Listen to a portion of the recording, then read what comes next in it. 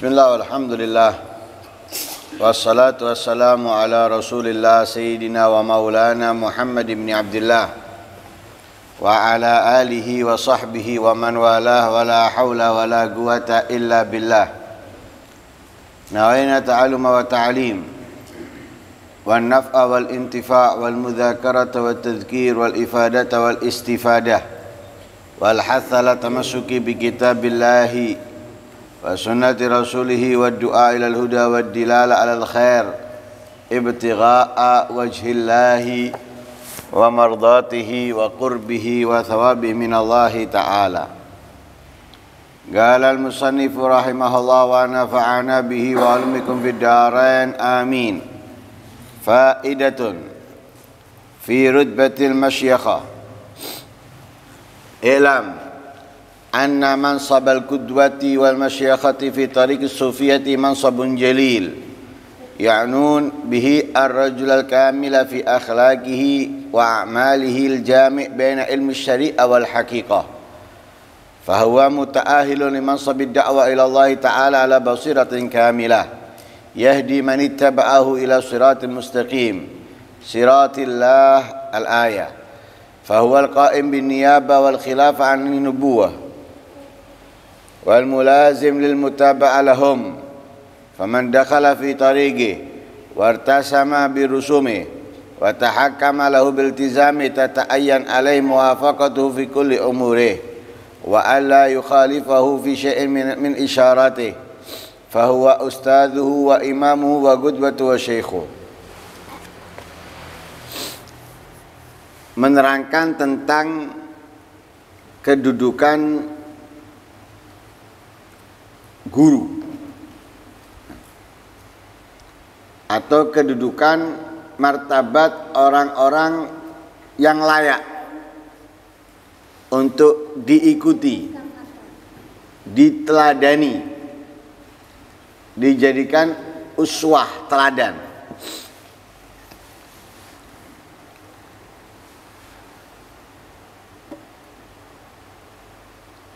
Dikatakan di dalam yang kita baca tadi, mansab, figur, ya, bahwa figur untuk diikuti, figur seorang teladan guru di dalam tasawuf itu adalah figur yang mulia, figur yang istimewa.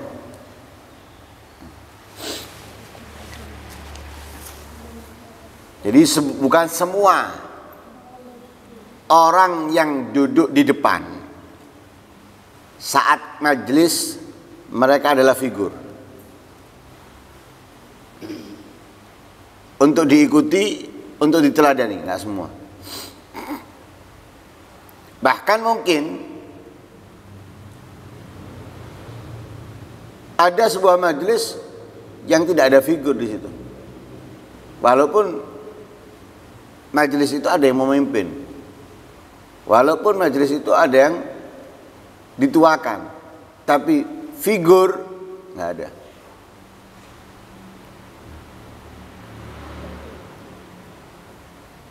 Kenapa? Karena figur itu bukan seseorang yang duduk depan, kemudian dia bagaimana membaca Fatihah, memulai majelis atau memimpin. Kan itu figur. Figur ini bukan sesuatu yang kecil, tapi figur itu adalah sesuatu yang gede, sesuatu yang besar, sesuatu yang istimewa. Nabi Muhammad Sallallahu alaihi wasallam, figur apa bukan? Figur. Apakah Nabi Muhammad itu seseorang yang biasa? Apakah Nabi Muhammad itu sama dengan yang di hadapannya? Sama sekali jauh. Karena itu para sahabat mengikuti, meneladani menjalankan perintahnya Nabi SAW. Setelah Nabi SAW wafat, para sahabat, figur bukan? Figur. Untuk siapa? Untuk para tabi'in.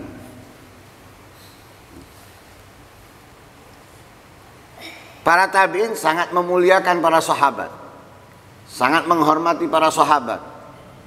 Bahkan mereka mengikuti para sahabat. Bukan hanya mengikuti, bukan hanya menghormati, tapi mereka patuh taat dengan apa yang diperintahkan oleh para sahabat. Karena mereka adalah figur buat mereka. Khususnya pentolan-pentolannya, ya. Tokoh-tokohnya seperti Sayyidina Abu Bakar, Sayyidina Umar, Sayyidina Utsman, Sayyidina Ali, ya, radhiyallahu ta'ala anhu. Diikuti. Kenapa? Figur. Jadi figur ini adalah kedudukan yang mulia, yang istimewa. Siapa yang pantas untuk difigurkan?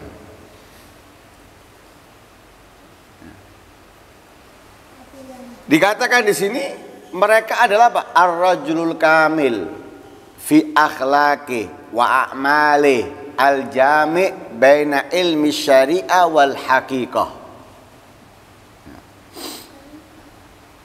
Yang layak difigurkan atau mereka yang figur itu adalah orang yang sempurna. Dalam apa? Fi akhlaqi, dalam akhlaknya.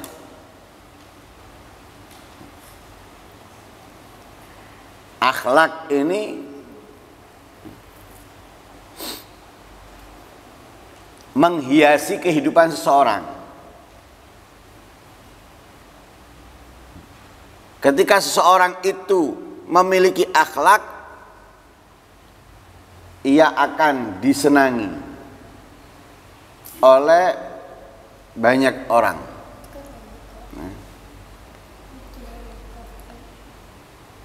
Karena itulah kita dituntut untuk memiliki apa? Akhlak yang baik.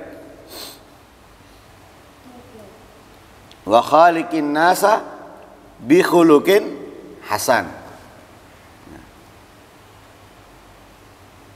Lah akhlak telah diajarkan oleh Rasul sallallahu alaihi wasallam kepada kita untuk kita lakukan di dalam setiap perbuatan-perbuatan. Nah, setiap perbuatan-perbuatan terdapat di dalamnya akhlak-akhlak.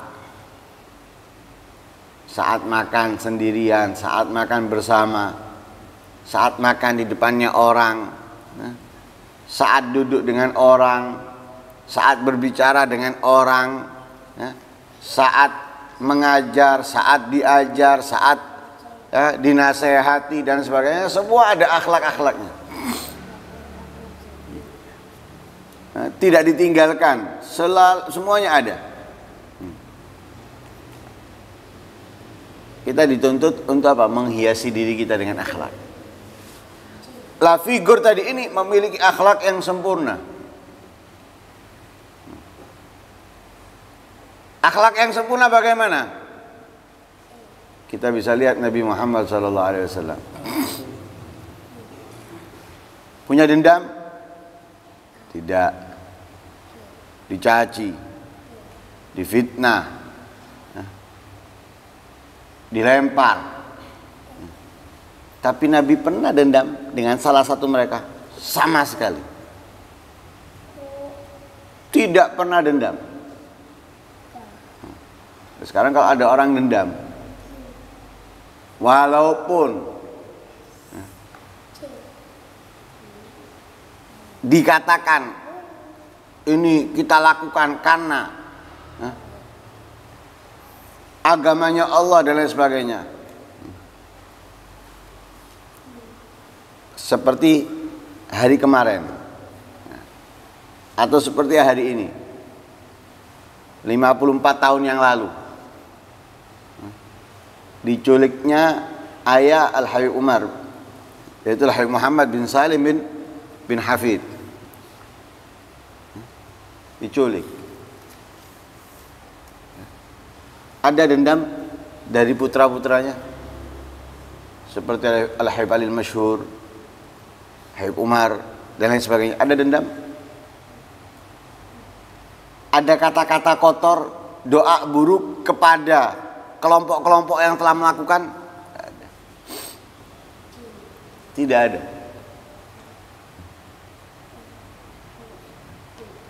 Kita lihat para salaf terdahulu. Imam Ali Zainal Abidin,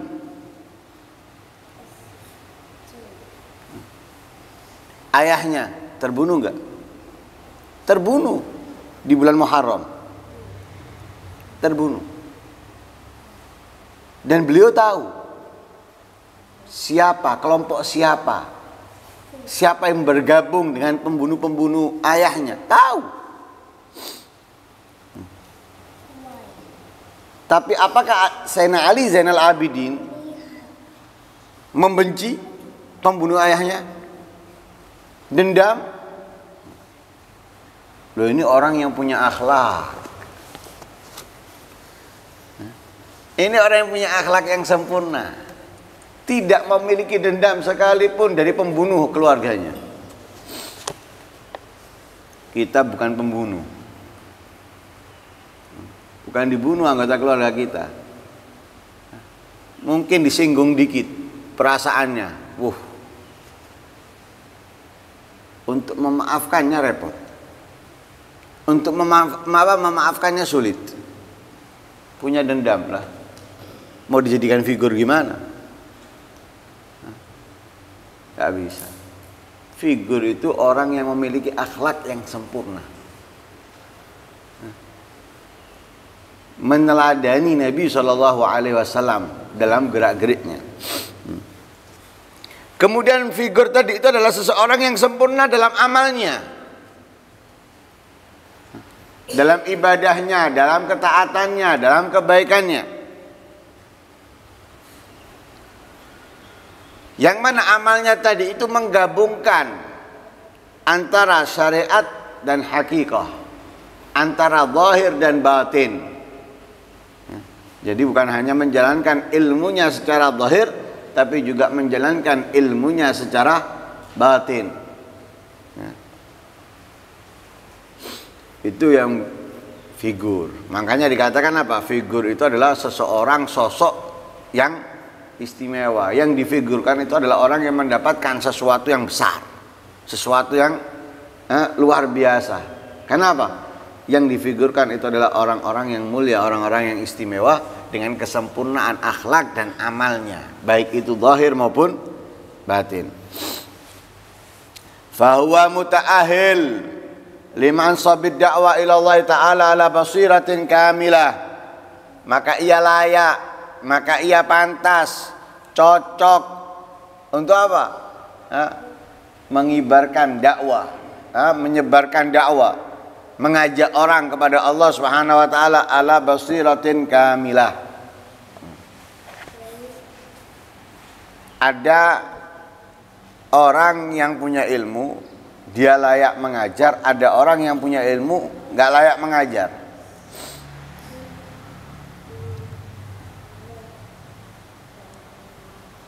Lah, yang layak mengajar, ia akan berhasil di dalam mengajar. Kenapa? Layak ia mengajar, akan berhasil, akan menumbuhkan murid-murid, santri-santri yang memiliki ilmu-ilmu yang manfaat dan lain sebagainya. Ada yang nggak layak, yang nggak layak nggak akan menumbuhkan santri-santri yang memiliki ilmu yang manfaat. Murid-murid yang memiliki ilmu yang manfaat nggak akan. Bukan berarti nggak ada muridnya, ada. Bahkan mungkin yang tidak layak mengajar ini memiliki murid jauh lebih banyak daripada yang layak menjadi guru tapi muridnya sedikit.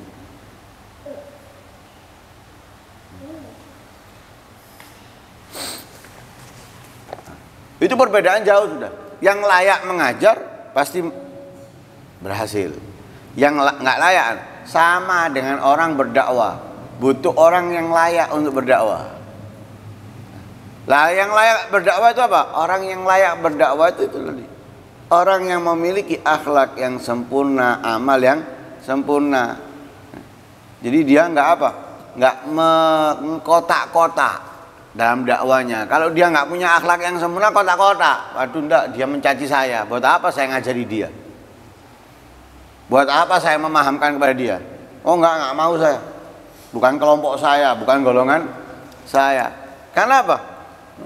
Dia bukan orang yang layak dalam berdakwah. Orang yang berdakwah ini tidak melihat siapapun. Yang penting ilmu yang diajarkan oleh gurunya, yang diambil dari guru-gurunya sampai kepada Rasulullah, itu diajarkan kepada siapa? Siapapun. Mau itu kelompoknya, mau itu golongannya, mau itu orang lain yang dikenal atau yang memusuhinya. Dia tidak akan apa? Mengkotak-kotak. Yang mengkotak-kotak ini orang yang nggak layak, tapi menganggap dirinya lah layak. Tapi orang yang layak, mereka tidak akan pernah melihat hal itu. Yang dia lihat adalah bagaimana sampai pemahaman kepada. Lah terkadang ini orang-orang yang nggak layak ini lucu. Sesama Muslim dia pukul, dia caci, dia hina. Ya. Tapi kepada selainnya dia diam, dia nggak menghina dan sebagainya. Lucu. Ini orang yang nggak layak, ya, orang yang tidak layak. Adapun orang yang layak, oh ini berat, ya, membawa bendera dakwah layak, pantas. Yahdi man ittaba'ahu ila siratal mustaqim. Figur tadi itu dapat memberikan petunjuk orang-orang yang mengikutinya ke jalan yang lurus. Ya, siratillah, ya, jalan menuju Allah Subhanahu wa taala. Makanya figur itu seperti dokter. Mendidik. Lah namanya yang dididik itu pasti nggak enak. Nggak enak dididik itu.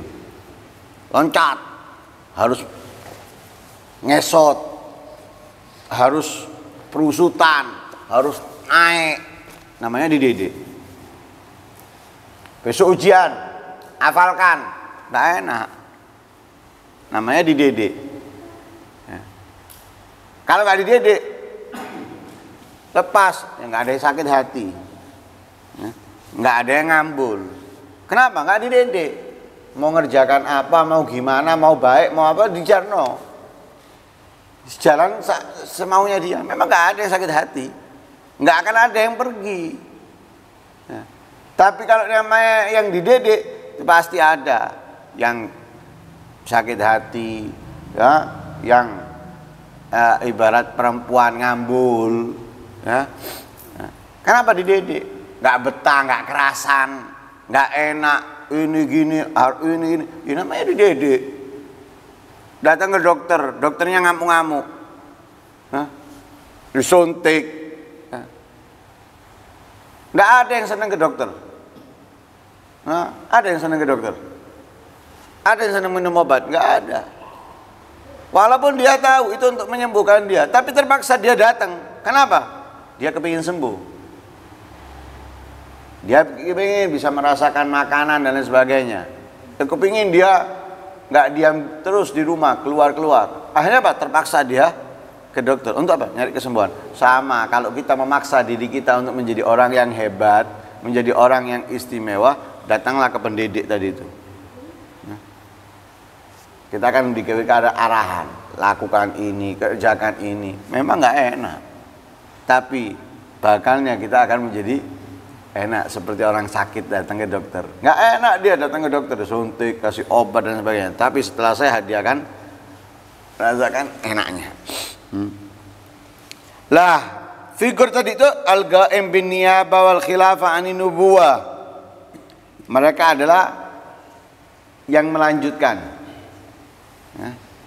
melanjutkan apa yang diajarkan oleh para nabi kepada para sahabatnya, para sahabat kepada para tabi'in kepada para tabi'in.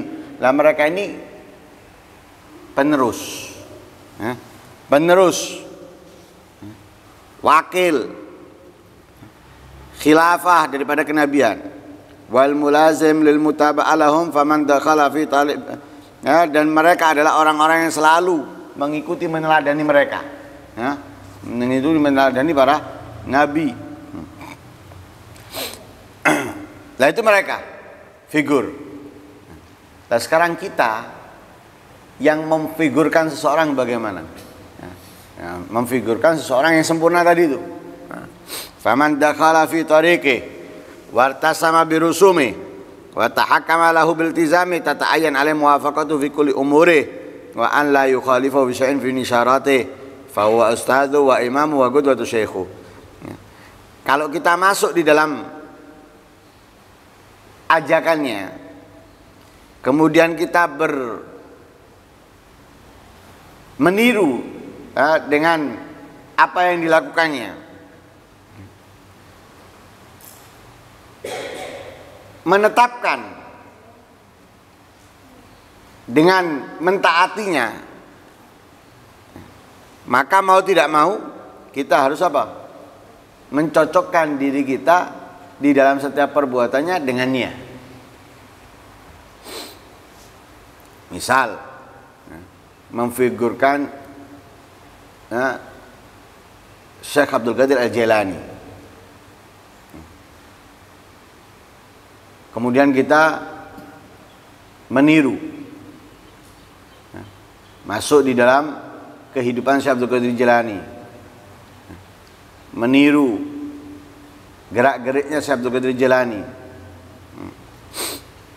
melazimi, memantapkan langkah kaki kita di dalam kehidupan Syekh Abdul Qadir Jilani.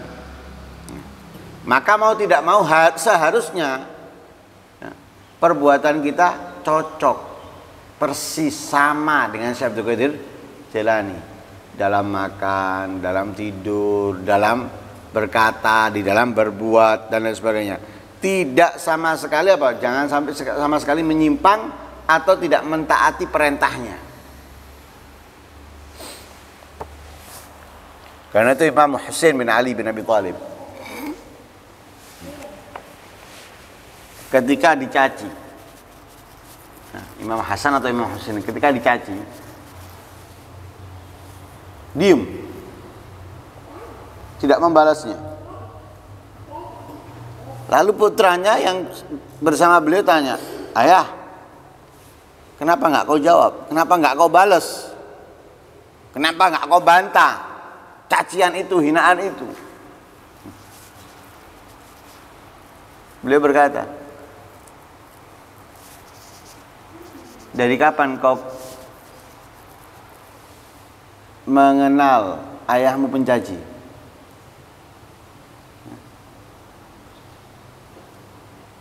Dari mana ayahmu belajar? Kepada siapa ayahmu belajar? Dan tidak pernah diajarkan oleh kakekmu melakukannya. Loh, kenapa? Melazimi itu. Gurunya nggak mencaci, muridnya nggak mencaci. Kalau harus ngikuti. Gurunya bukan mencaci, jangan menjadi pencaci. Gurunya memerintahkan A, jangan kamu langgar, lakukan. Lah itu baru kalau sudah kita masuk dalam kehidupan mereka, berarti dia adalah figur kita, teladan kita, teladan kita. Nah kalau sudah seperti itu, sudah kita menjalankan perintahnya, tidak melanggar apapun yang diperintahkannya. Kemudian meneladaninya, mencocokkan kita ini dengannya, nggak mencaci, kita juga nggak mencaci. Nah ini baru, di situ kita menjadi apa? Kita menjadi santrinya, kita menjadi muridnya, ya. Dia adalah pemimpin, panutan kita berarti. Kenapa? dia nggak mencaci, kita nggak mencaci. Dia melakukan apa, kita melakukannya. Ya. Kemudian diperintahkan apa, kita menjalankannya. Nah, berarti itu. Nah, nanti di sini akan ada pembahasan lain, yaitu pembahasan kalau kita berpaling. Yang difigurkan nggak mencaci. Kemudian kita mencaci atau memerintahkan, tapi kita meninggalkannya, gimana? Nah, itu akan dibahas di pertemuan berikutnya. Semoga Allah Subhanahu wa taala ya memberikan kepada kita figur yang dapat memperbaiki kehidupan kita menjadi lebih baik, lebih sempurna ya, dalam menjalankan kebaikan ketaatan sehingga mendekatkan diri kita kepada Allah Subhanahu wa taala. Amin Allahumma amin. Wassallallahu alaihi wasallam Muhammadin wa ala alihi wasallam. Alhamdulillahirabbil alamin. Al-Fatihah.